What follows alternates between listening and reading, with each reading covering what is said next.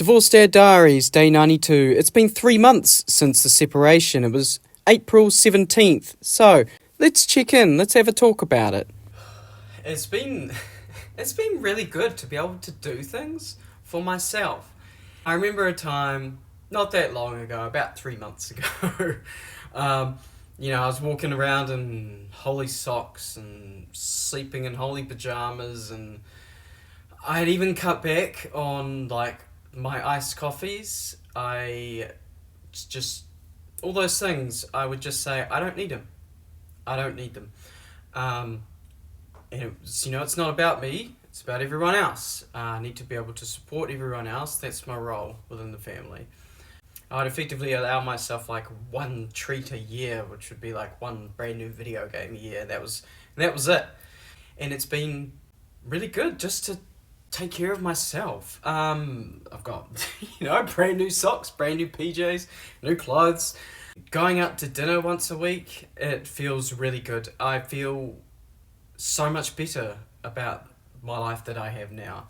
It feels good to have the time and the space and money to take care of myself.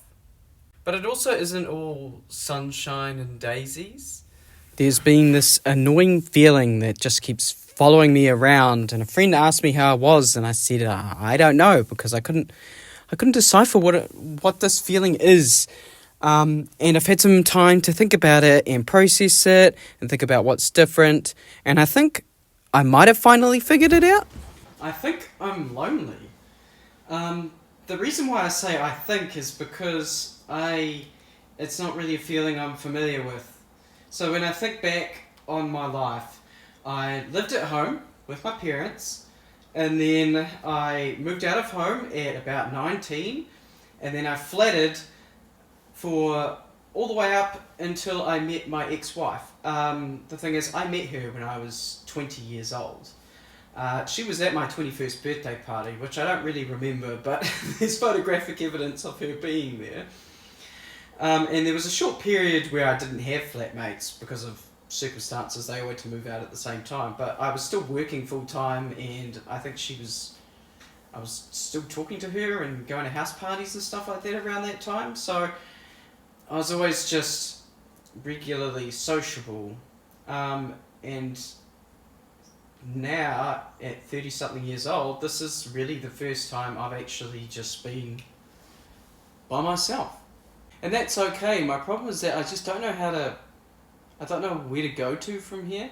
I don't know if I want to just sort of get used to it and be cool with it. I know I probably don't want flatmates.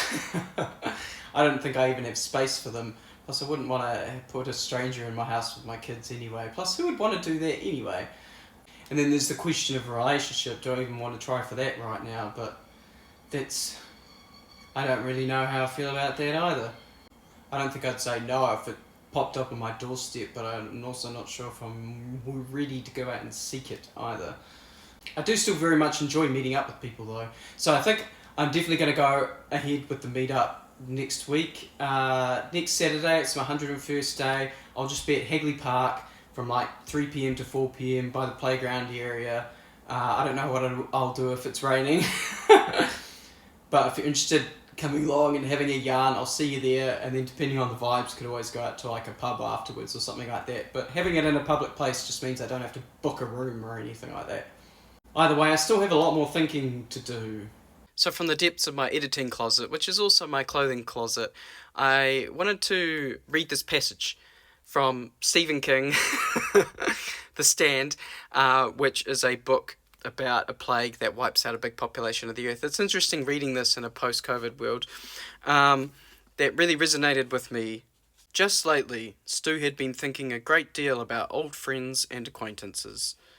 In his memory, there was a great tendency to downplay or completely forget their unlovable characteristics.